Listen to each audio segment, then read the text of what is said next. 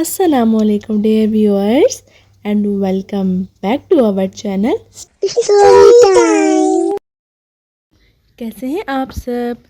आपने story time को miss किया और स्टोरी टाइम वापस आ गया। चलिए देखते हैं आज की कहानी जिसका नाम है बहादुर अलीना क्या बहादुरी सिखाती है और ये अलीना कब कितनी और कैसे बहादुर है। अलीना खामोश तबीयत की एक प्यारी सी बच्ची है। वो अक्सर अपने बचपन की तस्वीर देखती और ख्यालों की दुनिया में खो जाती है।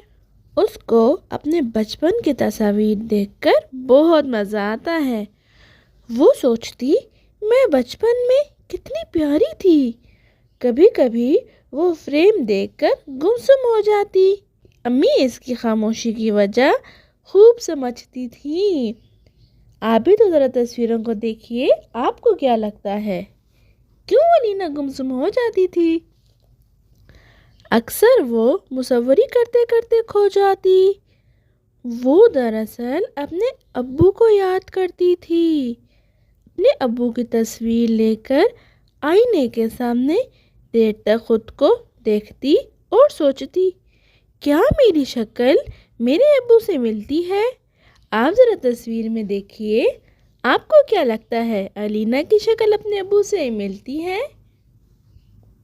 ये है अलीना के अब्बू और ऊपर शीशे में अलीना। असल में अलीना के अब्बू एक फौजी अफसर थे और अलीना की पैदाइश के फ़ौरन बाद शहीद हो गए थे।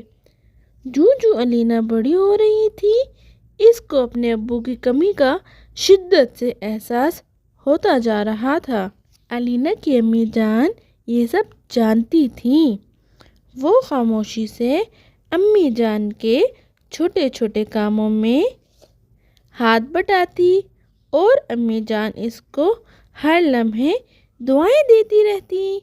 क्या आप लोग भी अपनी अम्मी जान का हाथ बटाते हैं? अलीना की अम्मी जान एक अक्लमंद खातून थी। वो इसको दीन और दुनिया दोनों ही की तालीम दे रही थी। आज उन्होंने इसको बिठाकर इसके वालिद की शहादत का जिक्र किया और इसको शहादत के दर्जात के बारे में बताया और सबसे अहम बात ये भी बताई कि शहीद हमेशा जिंदा रहते हैं। अब आप ज़रा तस्वीर में तो देखिए, अलीना के रूम में एक पिक्चर लगी हुई है जो लगता है अलीना जब पैदा हुई थी उसके बाबा के साथ की। अम्मी जान की बातें सुनकर अलीना ने सोचा कि मैं इंशाल्लाह पढ़ लिख कर अपनी अम्मी जान की उम्मीदों पर पूरा उतरूंगी। अपने अब्बू की तरह मुल्क और कौम की खिदमत करूंगी। इस रात वो देर तक अपने अब्बू के लिए दुआएं मांगती मांगती सो गई। अब अक्सर उसके अब्बू उसके ख्वाब में आकर इसको कान में कहते हैं कि तुम एक बहादुर बच्ची हो। तुम बड़ी होकर एक कामयाब लड़की बनोगी। क्या आपके साथ भी कभी ऐसे हुआ कि आप जिसके बारे में सोच रहे हो वो आपको रात को ख्वाब में मिलने के लिए आए?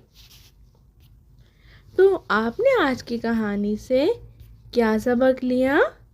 हमें कमेंट्स में ज़रूर बताइएगा और आपको कहानी अच्छी लगी कि नहीं ये भी बताइएगा। आपकी राय का इंतज़ार रहता है।